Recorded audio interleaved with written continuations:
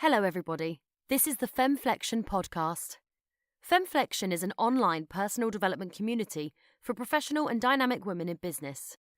In our Fem Talk shows, we interview high-flying female leaders who are committed to sharing their experiences openly and honestly. The key characteristics every woman should have is a belief in herself. Femflexion wants to inspire you to think big and pursue your dreams successfully. We believe in sharing experiences and learning from each other.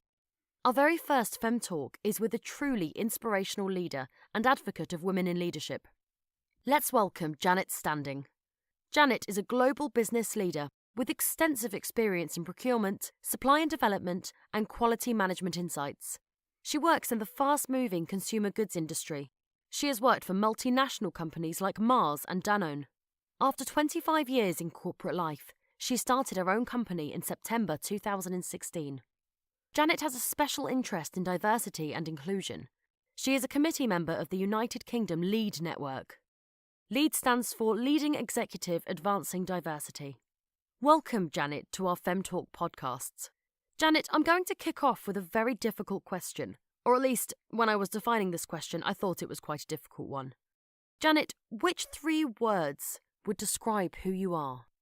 First of all, I agree with you. This is a difficult question. So I will go with how I feel today. A word that always true for me is integrity. I like to live life by integrity. And I'm actually quite resilient. So that would be my second word. And I'm very resourceful. Yeah, I've discovered actually resourceful is probably a word I should also put to myself. A very quick answer. Congratulations. Janet, can you tell us a little bit more about LEAD? LEAD, yes. LEAD, as you say, stands for Leading Executive Advancing Diversity. It's a network actually for the consumer packaged goods and the retail sector in Europe.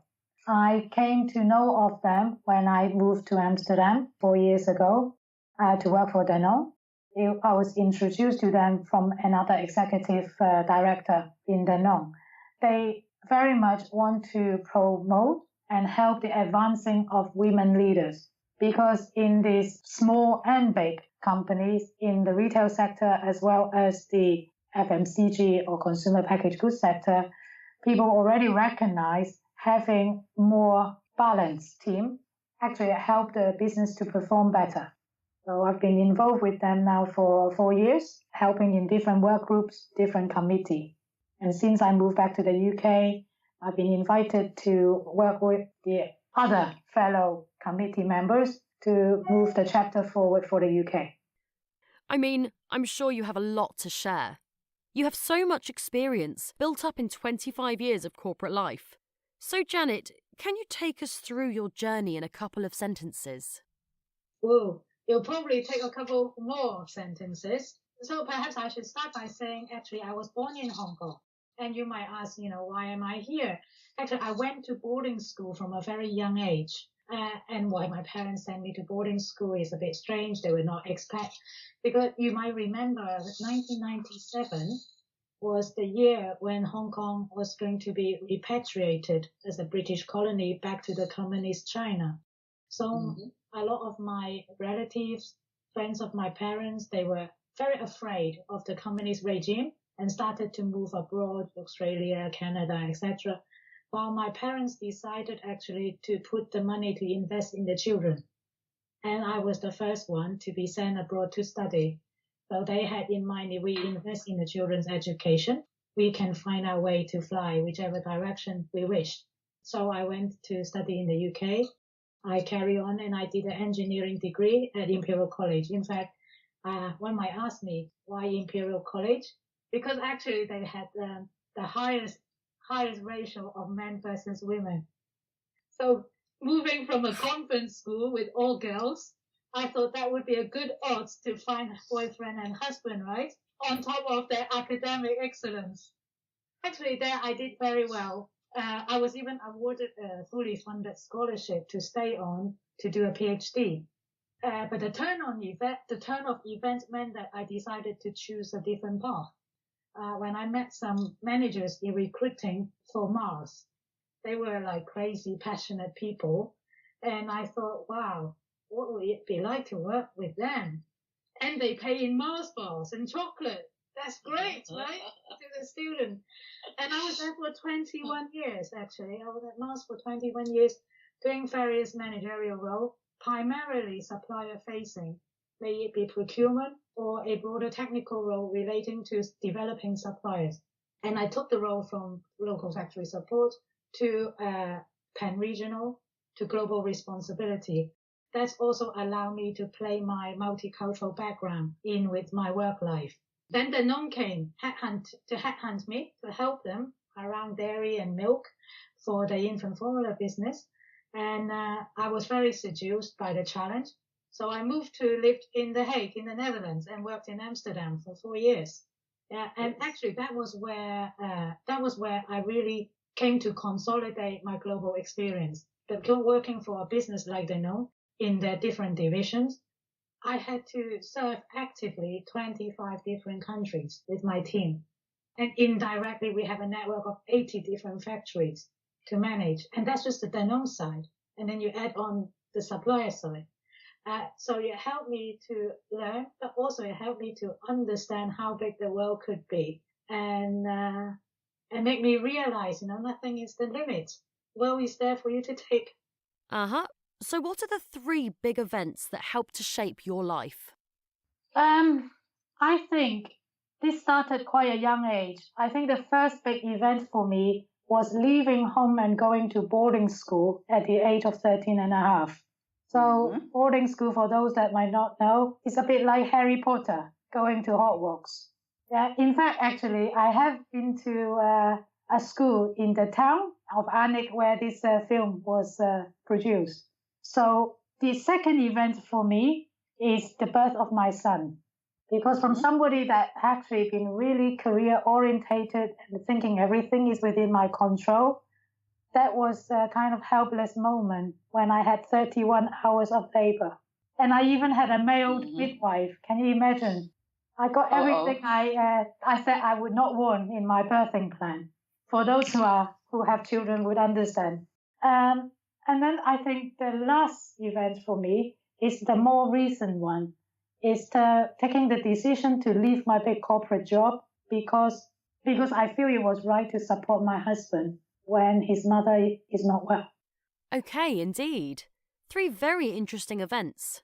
Okay, I'll get back to that. Actually, what I would like to go through now is also through your corporate positions. So you were a senior leader in Mars, in Danone.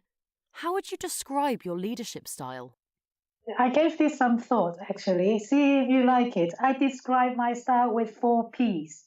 See if you like these words. So I would say I'm a purposeful leader. I am myself driven like that. So I would describe my vision and share the purpose with the team. Articulate how it could be and what we could achieve together. And I'm actually very passionate. So for everybody that's worked for me, they probably give you the word passion to describe it. Yeah, and when my heart is set on something, you cannot stop me. Then I would use the word proximity. I like to stay close and connected to people that I work with because it's only when you understand their universe you can offer the appropriate help. And I like to take pride. I like everybody to take pride in our work. Yeah, there's nothing more empowering than know exactly the bit that you contributed for the bigger success. So it's good to be able to feel proud about that along the way as well as at the end when we get the big goal. So in corporate life, you were indeed used to working in teams. You're also used to having your own team. So now you're starting up your own company. I think that part of life has changed significantly. So what's your biggest challenge as a woman entrepreneur? I don't know whether being a woman or being a woman entrepreneur is any more different, but I certainly find what I need to draw on is my network. Yeah, is be able to feel very ready to tell others what you're trying to do and what help do you need. I would say I am much better now in entering this kind of conversation, even with guys that I have not spoken to for 20 or even 30 years. And actually, I have a very fruitful dialogue and get a lot of benefits from the exchange. I'm much better now than I was in corporate life. I would say if I was in corporate life, I would probably even hesitate more. Very interesting. That's really very interesting. So what would you advise other women who want to start up their own business? What would be your one piece of advice, Janet? I would say don't hesitate to ask others who have been on a similar journey. I would tell you now, actually, it took me 2 years. Yeah, from the day when I first make a phone call to somebody I hadn't spoken to for a long time, I saw on LinkedIn, to say, I wonder what life it is like for her, to when I decided to ring HMRC, which is the tax office in the UK, to say, I'm going to become self-employed today and have my own business. There are many others who have been on similar journeys, and I've found that everybody are very ready to tell their story and share with you their learnings. How would you describe success for yourself? I would say success for myself is being able to do what you set out to do. I think sometimes not everything and every day is a goal, but remember what you do something for. So for instance, in my current gig, if you like, it's because I wanted to accelerate my learning. I want to work with a variety of leaders, and I want to learn things that I couldn't learn in corporate life. So as I move forward every day, good day or bad day, I have to remember that, why I'm doing this. When you are 80 years old, how do you want to be remembered by the people close to you? So I want to be remembered as I am passionate about things that I believe in, and I seek to add value and make a difference, whether it is to them as an individual or to a cause that we believe in. And I want them to remember I'm also for fun as well. Thank you, Janet. Thank you very much for sharing your thoughts and experiences with us. This was really very eye-opening. Thank you very much. You're most welcome. Thank you. We hope you enjoyed our podcast. In order not to miss any of them, we suggest that you subscribe to the Femflection podcast. If you've got a story and would like to share it with other Femflectors, please let us know.